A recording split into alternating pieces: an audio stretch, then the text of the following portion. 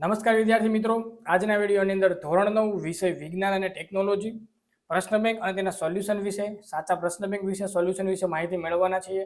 મિત્રો, વિડીયોમાં આગળ વધતા પહેલા જો તમે ચેનલમાં નવા હો તો આપણી ચેનલને સબસ્ક્રાઇબ કરીને બેલ આઇકન ઉપર ક્લિક કરી દેજો, એટલે જ્યારે ચેનલમાં કોઈ નવો વિડીયો અપલોડ થાય તેની માહિતી તમને સૌથી પહેલા સૌથી ઝડપથી મળતી રહે.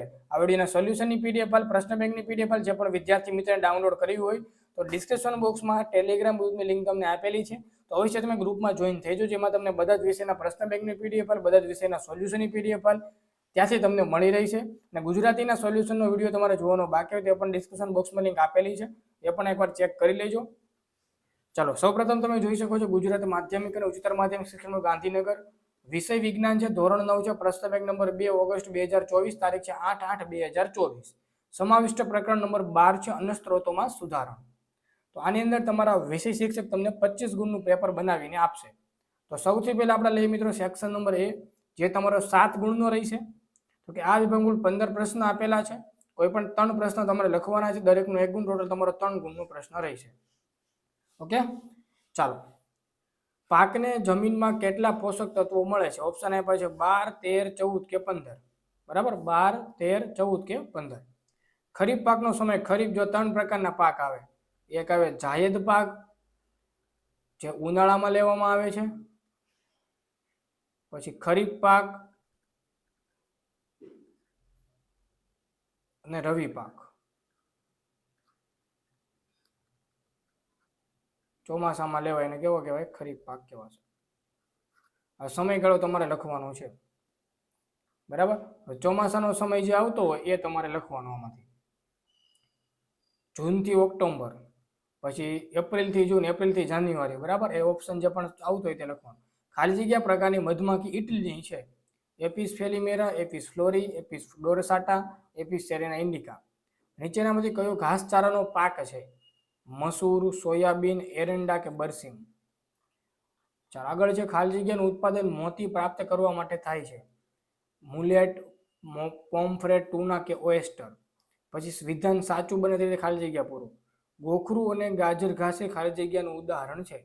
નીંદણનું છે. શું છે ભાઈ? ઘઉં તથા ચણાને એકબીજા સાથે ઉગાડવાની પદ્ધતિને શું કહેવામાં આવે છે? મિશ્ર પાક કહેવાય કે આંતરપાક પદ્ધતિ કહેવાય? એ તમારે કહેવાનું. પાકને હવામાંથી ખાલી જગ્યા પોષક તત્વો મળે છે. 2 કે 4? દૂધાળા પશુઓના યકૃતને રોગગ્રસ્ત કરવા અંતઃપરોપજીવ ખાલી જગ્યા યકૃત કૃમિ કે પટ્ટીકૃમિ? 10 નંબરનું ખાલી જગ્યા માછલી તળાવના તળિયેથી ખોરાક મેળવે છે. વિગર, રોહુ, કટલા? પછી ખરા ખોટા તમારે કહેવાનું છે. હરિત ક્રાંતિ એ દૂધના વધુ ઉત્પાદન માટે કારણભૂત છે. હરિત ક્રાંતિ એટલે વિધાન કેવું આવશે? દૂધ માટે નહીં આવે. બરાબર. નાઇટ્રોજન અને ફોસ્ફરસ સૂક્ષ્મ પોષક તત્વો છે.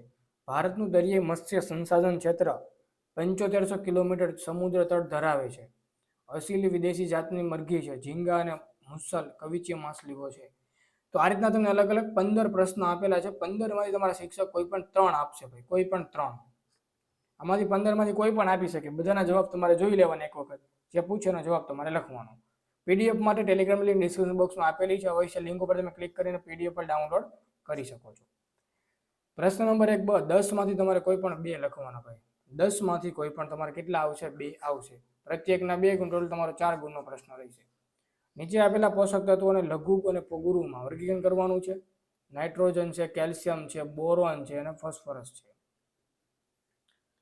ખરીફ અને રવિ પાક: ઘઉં, મકાઈ, ડાંગર અને ચણા. ઓકે, ચાલો. પછી કાર્બોદિતયુક્ત અને પ્રોટીનયુક્ત. પછી ઘાસચારાના પાક અને નીંદણના પાક. પછી મીનપક્ષ યુક્ત માછલી અને કવચીય માછલી: મુલેટ, મુસલ, ઝીંગા, ભેટકી. 6 નંબરમાં કોમન કાર્પ, મૃગલ, રોહુ અને કટલા. 7 નંબરમાં આપેલ ગાયની જાતને દેશી અથવા વિદેશી જાતમાં વર્ગીકૃત કરો.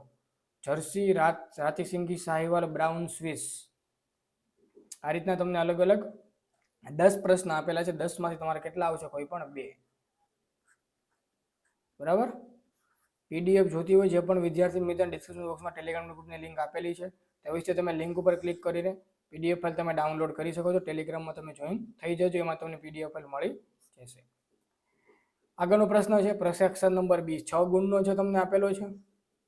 ચલો પ્રશ્ન નંબર 2 આ વિભાગમાં 10 પ્રશ્ન આપેલા છે, કોઈ પણ તમારે 2 લખવાના છે, પ્રત્યેકનો 1 ગુણ છે, ટોટલ 2 ગુણનો પ્રશ્ન રહેશે. આપેલ વસ્તુઓમાંથી અલગ પડતી તમારે લખવાના છે. ગોખરું, ગાજર ઘાસ, મોથા અને બાજરી, આ અલગ પડે. મિશ્ર પાક પદ્ધતિ, પાકની ફેરબદલ, નદીના પાણીને ઉચકવાની પદ્ધતિ, આંતરપાક, તો આ અલગ પડશે. ચણા, વટાણા, જુવાર અને મસૂર, મુલેટ, ભેટકી, પર્લ સ્પોટ, ઓએસ્ટર, અનાવૃષ્ટિ, ક્ષારતા, કીટકો, વધુ પડતું પાણી. ઓકે, ચાલો એક વાક્ય અને એક શબ્દ મૂતે લખો. એક સ્વસ્થ પશુની 2 લાક્ષણિકતાઓ જણાવો. એક જ વનસ્પતિ જાતિને વિવિધ વિસ્તારોમાં વિવિધ આબોહવામાં ઉગડી શકે તે કયા પ્રકારનું લક્ષણ કહેવાય? કૃષિ પાકોની કઈ બાબત કાપણીની પ્રક્રિયાને સરળ અને કાપણી દરમિયાન ઓછું નુકસાન કરે છે? તો આમાંથી 10 માંથી તમારે કેટલા આવશે? કોઈ પણ 2 આવશે. આગળ છે પ્રશ્ન નંબર 2 બી. આ વિભાગમાં કુલ 10 પ્રશ્ન આપેલા છે, એમાં તમારે 2 લખવાના છે, પ્રત્યેકના 2 ગુણ. બરાબર. તફાવત આપો ખરીફ પાક અને રવિ પાક, આપણે આગળ ચર્ચા થઈ ગઈ. પછી તફાવત આપવાના છે સેન્દ્રીય ખાતર, રાસાયણિક ખાતર, ગુરુ, લઘુ, મિશ્ર પાક, આંતર, મધમાખી ઉછેર, મરઘા ઉછેર, દરિયાઈ મત્સ્ય ઉછેર, અંતઃસ્થલીય, પછી મત્સ્યપાલન, લાભ ગેરલાભ. બરાબર. આ રીતના અલગ અલગ 10 પ્રશ્ન આપ્યામાં તમારે કોઈ પણ 2 આવશે. વાત કરીએ સેક્શન નંબર સી, જે તમારો 6 ગુણનો રહેશે. આમાં 15 પ્રશ્નો, કોઈ પણ 3 લખવાના, પ્રત્યેકનો 1 ગુણ. તો કે અનાજના સંગ્રહ માટે નિવારક અને નિયંત્રણ પદ્ધતિમાં શાનો સમાવેશ થાય છે? ઓપ્શન આપ્યા છે ચોકસાઈપૂર્વક, યોગ્ય સુકવણી. બરાબર. આપેલ તમામ ઓપ્શન જે આવતે તે એટલે તમને આમાં એમસીક્યુ ટાઈપના પ્રશ્ન આપેલા છે. ભાઈ, નિંદણ પાકને અસર કરે છે કારણ કે તે પાકની સાથે ઉગવામાં સ્પર્ધા કરે છે. ખેતીમાં રાસાયણિક ખાતરનો ઉપયોગ એ શેનું ઉદાહરણ છે? અસીલ અને લેગહોને કયા કોના ઉદાહરણ છે? પછી આપેલ પ્રશ્ન ટૂંકમાં તમારે જવાબ લખવાના છે.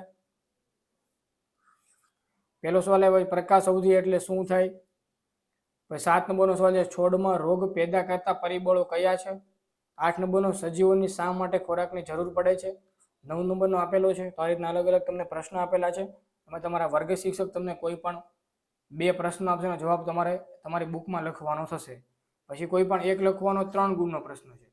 કીટક અને જંતુઓ પાકને કેટલા પ્રકારે આક્રમણ કરે છે? લાંબા ગાળા રાસાયણિક ખાતર કરતા સેન્દ્રીય ખાતરનો ઉપયોગ વધુ લાભદાયક છે. બરાબર. 5 માંથી તમારે કેટલું લખવાનું? કોઈ પણ 1 લખવાનો આવશે. પીડીએફ માટે ટેલિગ્રામની લિંક ડિસ્ક્રિપ્શન બોક્સમાં આપેલી છે, અવશ્ય લિંક ઉપર ક્લિક કરીને જોઈન થઈ જજો. આગળની છે સેક્શન નંબર સી, 6 ગુણનો. 5 માંથી તમારે કોઈ પણ 1 લખવાનો, 2 ગુણનો પ્રશ્ન. આપેલ ચિત્ર પરથી પાક ઉછેર પદ્ધતિને ઓળખો અને એના ફાયદા જણાવો. આ રીતના તમને અલગ અલગ બધા પ્રશ્નો આપેલા છે. પ્રશ્ન નંબર 4, એમાં તમારે 1 પ્રશ્ન લખવાનો, 4 ગુણનો પ્રશ્ન છે. એ પણ તમે જોઈ શકો છો. બધા સવિસ્તૃત પ્રશ્ન આપેલા છે અને બધા પ્રશ્નોને વિડીયોની અંદર લાવવા પોસિબલ નથી. બરાબર. એટલે તમે પીડીએફ ડાઉનલોડ કરી શકો છો. ટેલિગ્રામમાં તમે જોઈ થઈ જજો.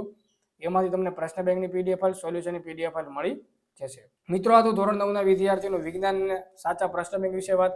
વિડીયો લાઈક કરો, શેર કરો, ચેનલ સબસ્ક્રાઇબ કરો. મળીશું આવવાનો વિડીયો. બધાને good bye, good luck, thank you.